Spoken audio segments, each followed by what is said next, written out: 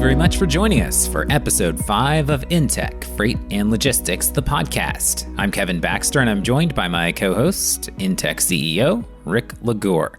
On this episode, we chat with a thought leader in intermodal and freight transportation in general about his lengthy career, the market today, and himself. Let's get started.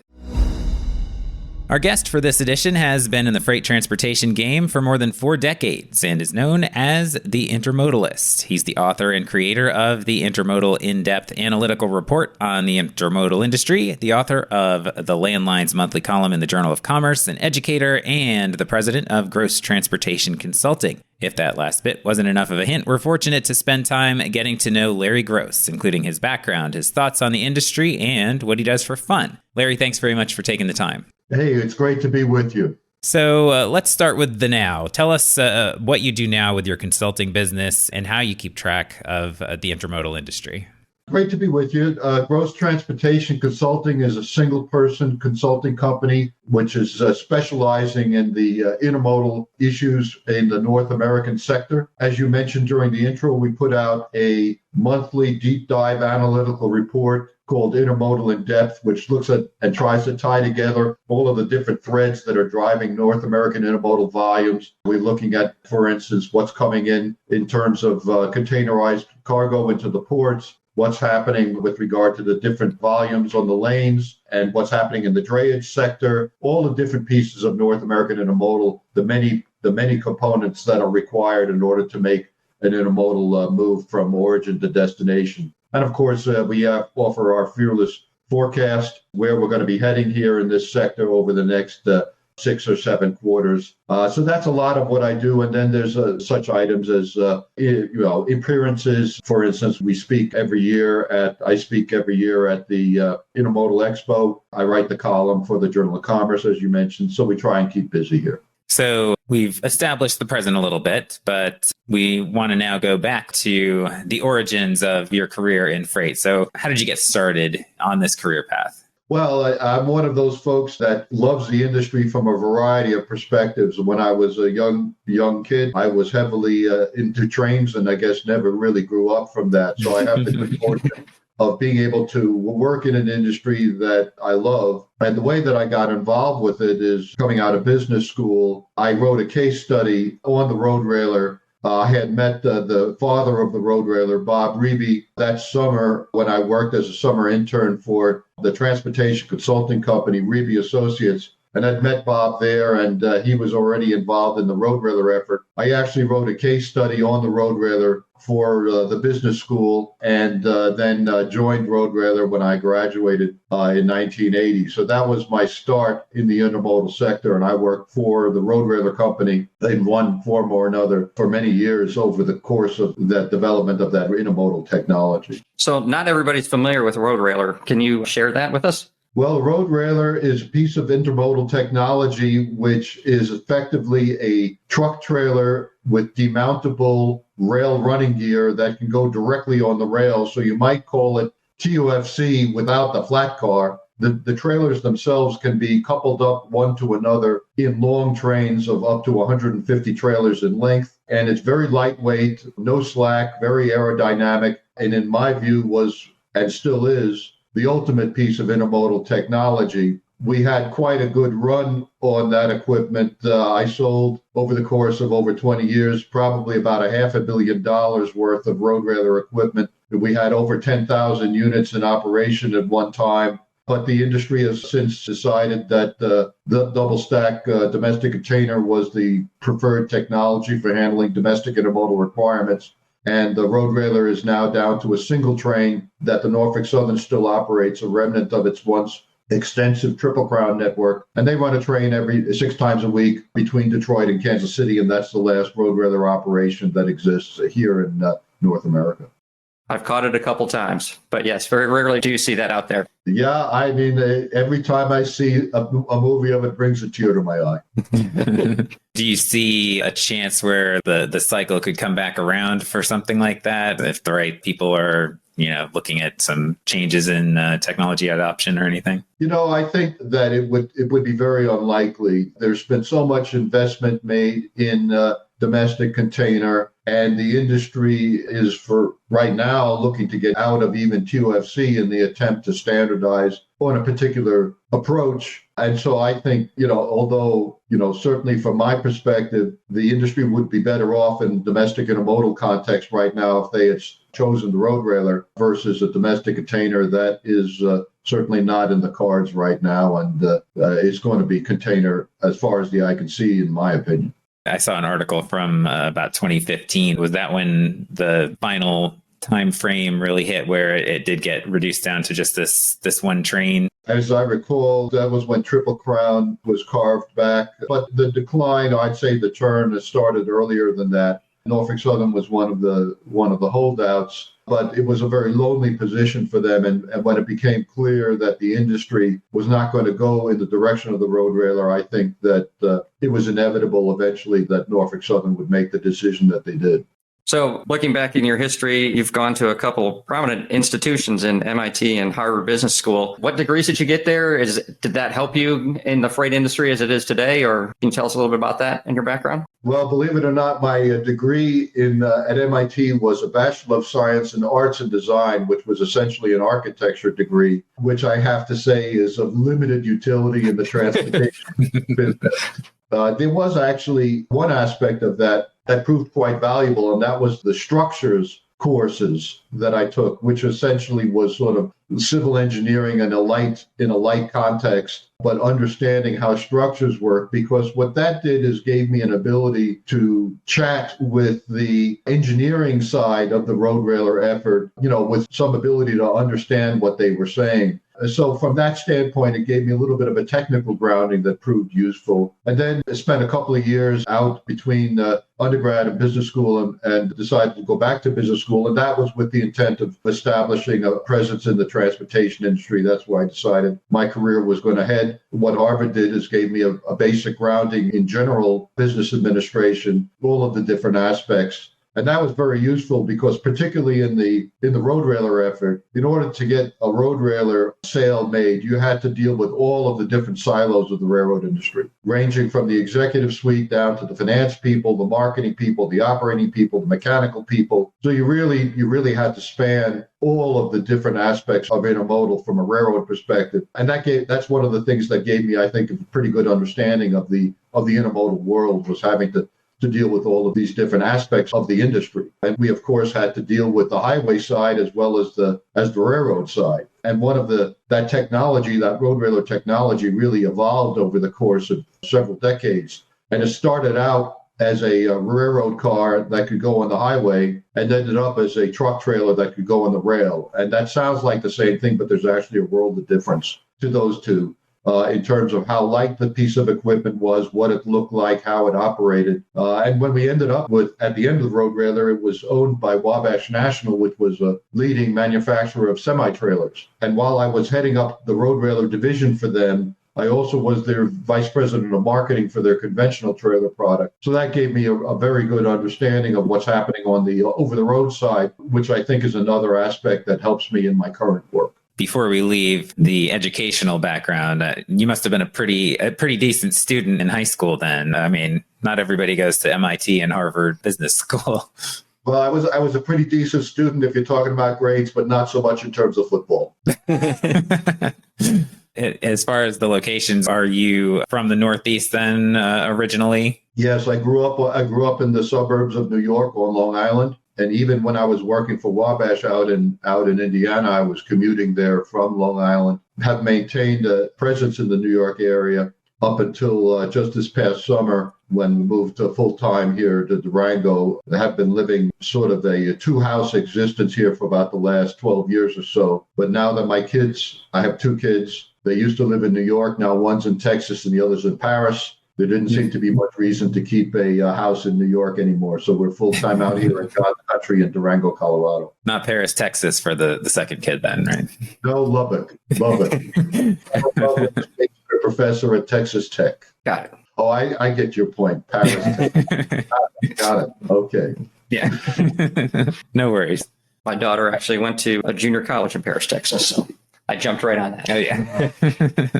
So Any tales from the road or the rails or the road rails over the years? Something that kind of sticks out as like a fun anecdote that you'd like to share? Oh my gosh, there were so many stories because we had multiple near-death experiences with the road railer over the course of several decades. One that I recall is during the early days of road railer, it looked quite different than what it ultimately turned out to be in terms of a design. It evolved dramatically over the years. And in the early years, we had quite a few mechanical teething problems with the equipment, particularly in the early days of the Norfolk Southern Triple Crown effort. And we had these many very painful meetings with the Norfolk Southern Mechanical Department in Roanoke, Virginia, as we were working through all of the technical issues. And let's just say the mechanical folks were not super happy with us. There was a gentleman who was an long-time railroader who headed up the mechanical department for Norfolk Southern. He had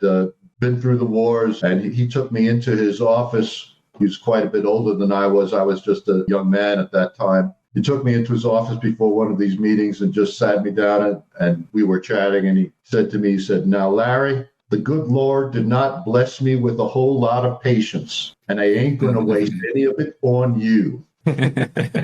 That's what set the stage for that meeting. So, but what that proved to me is that there's no hole so deep that you can't climb out of it if you have goodwill and good intentions and keep the lines of communication open. Incidentally, during a lot of those meetings, during the latter part of that effort, we were working with the then Vice President of Operations for Triple Crown, who was a young man named Matt Rose. And Matt, of course, went on from there to an illustrious career, ending up as chairman of the Burlington Northern Santa Fe Railroad. So we knew him way back when, and we're creating trouble for him even then. So, having been in the industry for 40 years, is there any advice you would give to someone looking to jump into the freight world as their career? The reason that I've been in the business for 40 years is because I find it a very interesting business. You know, it's complicated. It's always changing. There's always challenges. So if you're looking to just sort of coast through your business life, it's probably not a good choice. But if you want to have new challenges every day and keep active, then I think it's a very, very interesting business. And we need talent. We need innovation in this business. We need fresh blood. And so I would encourage folks to join. One of the things that I do is I have quite a bit of interaction with students. Typically, I write the case study for the Intermodal Association of North America, IANA Academic Challenge. Every year we write a case study, a new case study that has an intermodal component to it. And so then I get a chance to meet the students as they are grappling with the issues that these case studies pose to them. And I'm very encouraged by what I see in the pipeline of new talent coming into the business. And the nice thing about being in the freight transportation business is that it will never be replaced. We will always have freight transportation in some form or fashion. So I think, it's a business that's going to be around forever. And so I really encourage the young folks to get in and get their hands dirty, and they will not regret the decision, I don't think. Yeah, a lot of the reasons you give are the exact reasons I moved out of the accounting finance area and went into freight. I mean, your world is different every day. You're not exactly sure what's going to happen on the next. There's always change. There's always something that's around the bend that you're not really sure that's going to hit. And all of a sudden it hits and, okay, there's a problem that we need to solve. And it's constant change. And it's a lot of fun. So I agree with you on that. One of the things I did have, which I didn't know your background and your education side. So on the case study side, I remember, I believe one of them was a look at the 53-foot containers that are used for the CFC product. And you were challenging them and saying, hey, there's some challenges. This box has been in existence for umpteen number of years. What do you see, or how could we change it to load more weight, be more aerodynamic, a whole bunch of other things like that? What came out of that one? Well, I mean, I think if I recall correctly, that was, we were talking about the reefer containers. Okay, all right.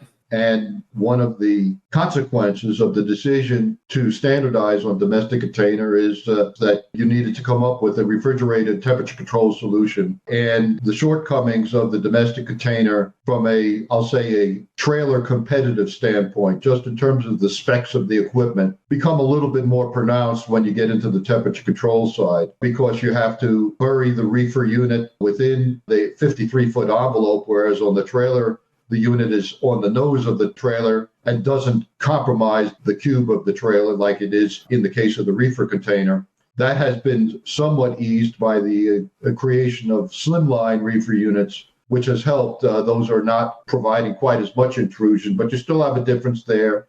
You have a difference certainly in the weight of the domestic container, reefer container, plus chassis is considerably heavier than a reefer trailer. And that load disability is important when it comes to reefer cargo because a lot of that cargo weighs out rather than cubes out. So every additional pound of tear weight on the rig is another pound less that you can carry as payload. So the reefer side is, I'd say, more challenging in terms of the economics of competing with highway. And that's one reason why I think you saw the 53-foot temperature control reefer trailer as one of the last holdouts of TOFC. And only now are we seeing the conversion to container. And frankly, I think that is a function of the railroads, I'll say, incenting or in some form or fashion trying to facilitate the conversion to container so that they can standardize and get out of the TOFC business altogether.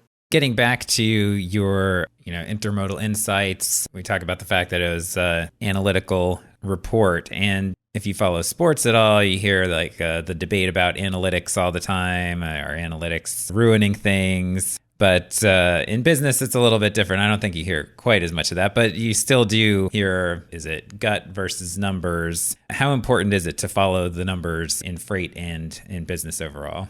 Setting aside the fact that I'm anti-shift in terms of the baseball situation, I think the pitch clock is a great addition. When it comes to business, I have a different attitude, and that is that I'm very analytically driven. If you need to know where you're going, the first thing you need to know is where are you and what's happening. I think as business gets more complex, the ability to just sort of run on instinct is much more difficult. So my job in life right now is to provide as clear a picture as to what's happening in the sector as possible. And there is a time, I'll say, for gut decisions. I might call it sort of intelligent or informed risk-taking. In fact, I would say there's probably not enough of that happening right now in intermodal. We've sort of settled into a status quo. And from my standpoint, at least based on the numbers right now, not an altogether satisfactory status quo. And we need to sort of reinvigorate the innovative spirit that intermodal has had in the past. And I think perhaps we are seeing that turn away from the operations-driven, PSR-driven sort of simplification back towards a more market-oriented situation where we are trying new things and trying to listen to the customer a little bit better. That's certainly, in my view, the direction that intermodal needs to head, particularly with regard to the domestic intermodal sector, if we're going to sort of get our mojo back. And right now, we are in sort of a very tenuous state in terms of intermodal, running at a significant deficit versus last year.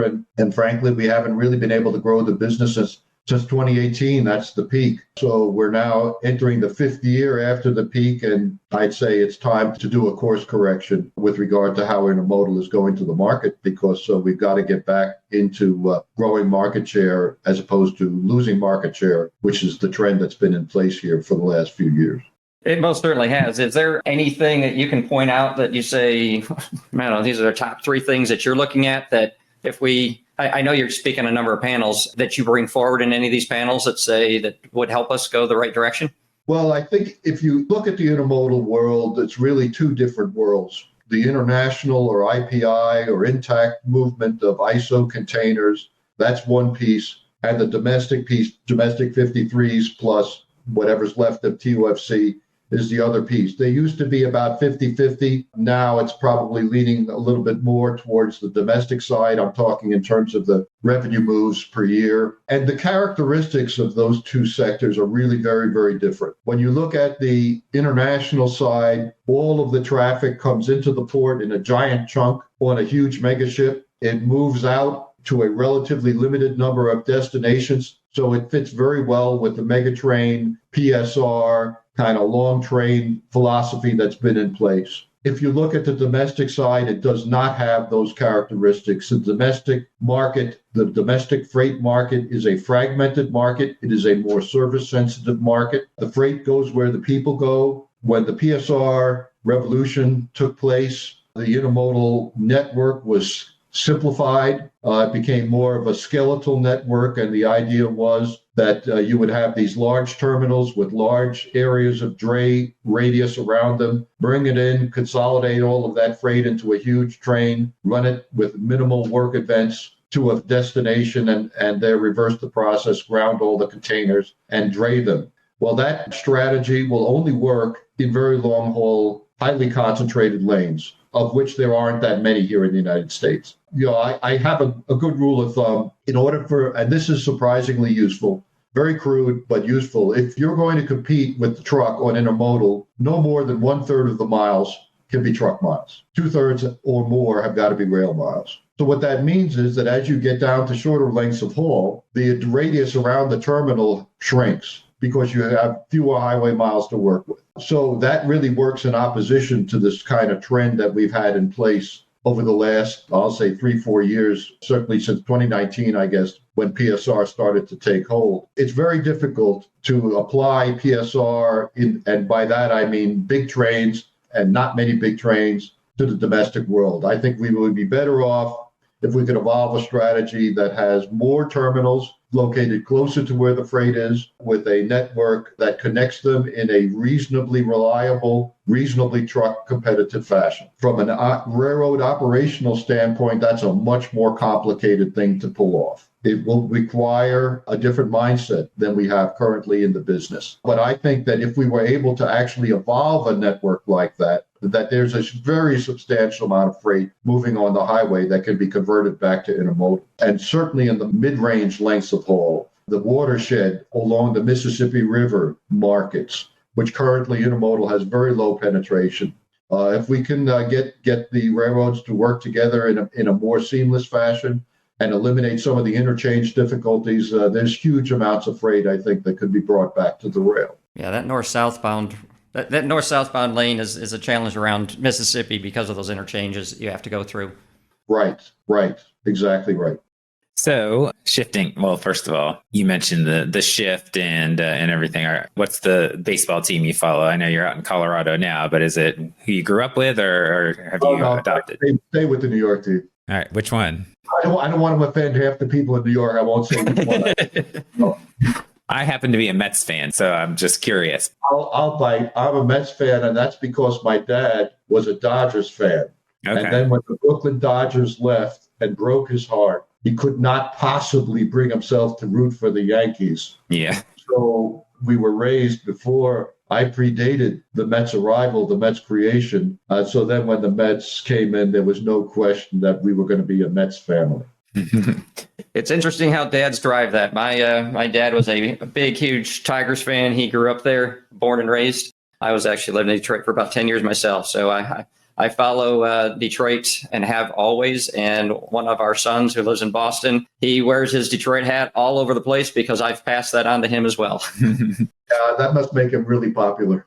Well, there was a challenge a few years back when we were at the ALCS game and we were behind the plate, and it happened to be the game that Boston won. And anyway, I was asking him to keep the cheers down and turn his hat around the other direction. But anyway, we didn't have a whole lot to cheer about anyway, so it worked out to our favor, and we're still here to tell about it. Right. Yeah, my dad grew up in Connecticut, and he was an initial adopter of the Mets too. So that's how it got to me. So, Connecticut is on the dividing line between Boston and New York, depending on exactly where you live there. Absolutely, definitely.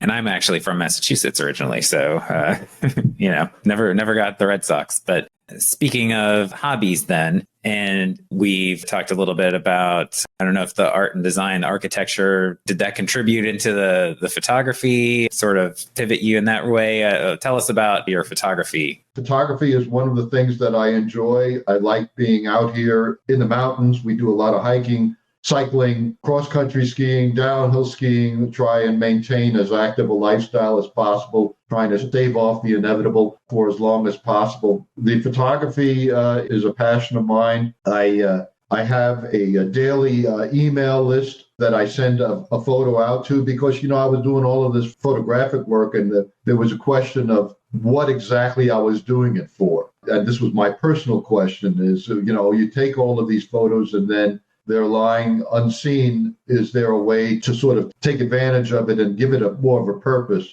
So what I do every workday is I put out to a mail list actually two photos. One is a scenic photo, might be taken anywhere around the world on the course of our travels. And the other is a train photo. They go to different groups, different mail lists. The train photo concentrating on steam locomotives, which are a passion of mine. And I will go to great lengths to photograph a new steam locomotive. And those go out at 5 a.m. Eastern time every workday. If any of your listeners want to sign up, they should go to the website, www.intermodalindepth.com, go to the picture of the day, and they can sign up to receive those. And there's no cost for that. And while I mentioned the website, of course, we'd be delighted if any of your listeners might want to try our analytical publication, which they can find that at the same website. We can get them going for as little as $200 for the first 6 months to see what the Intermodal In-Depth report looks like. And again, the website there is www.intermodalindepth.com.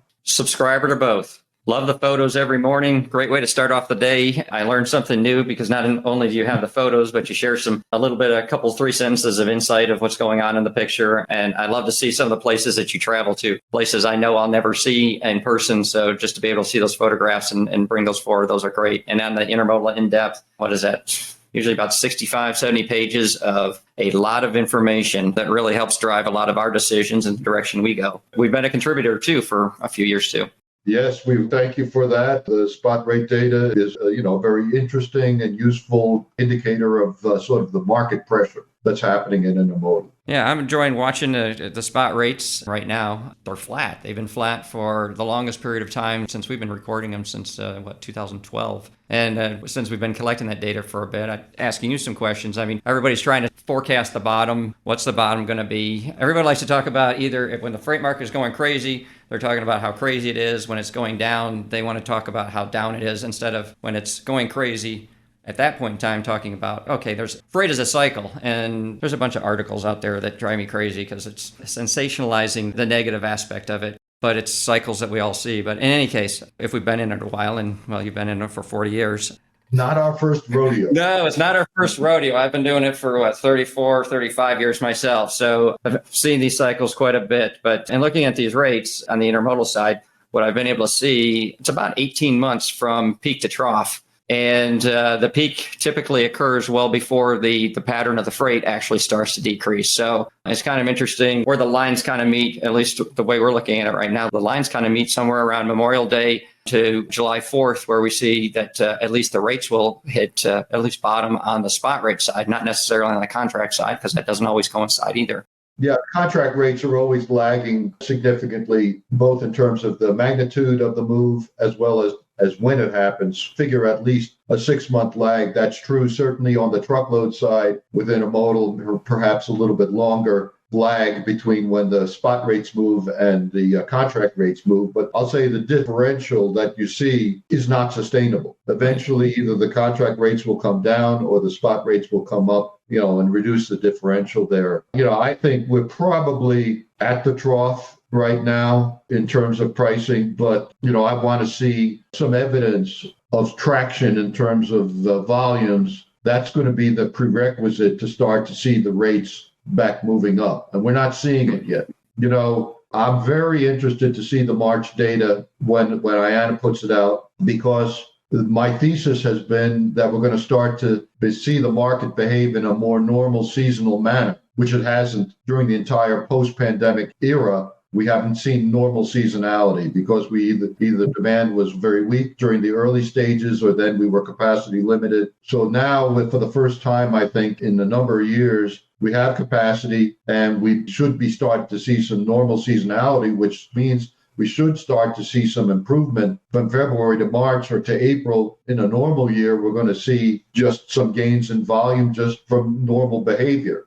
That's not necessarily going to mean that the market has turned. What it might mean is the market is normalizing. And, that's the first thing I'm looking for here. And frankly, the AAR data, we'll get another week tomorrow. AAR data right now is not very encouraging. Still looking very, very flat. So it's one of the things that's reinforcing my feeling that we've got a little bit more here happening than just slack demand, more than weak imports. I mean, obviously, that's a big piece of the puzzle, but I think there's more to it than that. I would agree. You've had a lot of comments lately between the East and West Coast and freight moving off the West Coast towards the East Coast. That could have some impact as well, as that drives to your 1/3, 2/3 equation, because as more of the freight goes east, it's much more difficult to have that 1/3, 2/3 split. There's an awful lot. And quite honestly, I think I can continue to talk with you for probably another 4 or 5 hours. But at some point, we need to put this to an end because we've taken a ton of your time and really, really appreciate it. I'm hoping at some point that we can get you on a regular schedule, that we can talk a little bit in depth on the numbers itself. Because the amount of information that you have within the report itself, and then the detail that you have within your head, and being able to bring those numbers to life are fantastic. Well, it would be my pleasure. And guys, thank you for having me on. We appreciate the support that you give to our efforts here, our analytical efforts at Intermodal in Depth. And I guess there's nothing I'd rather do than talk about Intermodal. That's my disease. So that's become mine as well. It's mine as well. And I'm assuming I'll see you at the JOC Inland Conference in Chicago this year. Right. And the Intermodal Expo. I will be on the Intermodal Analyzed panel, the opening session as per usual. So we'll see you there for sure. All right. Looking forward to it. Like to grab a lunch or a breakfast. You bet. All right. Thank you so much. Thanks to the audience for listening. Thanks for joining us for InTek Freight and Logistics, the podcast. And thanks very much to Larry Gross for taking the time to speak with us. Check out the links in the description to learn more about everything we discussed. Subscribe or follow now to ensure you get our latest episodes as soon as they're available. And you can help us out by rating and reviewing us wherever you listen. If you have questions, email us at podcast@intechlogistics.com and visit intechfreight-logistics.com for more about what we do. For Rick Lagore, I'm Kevin Baxter. We'll talk to you next time.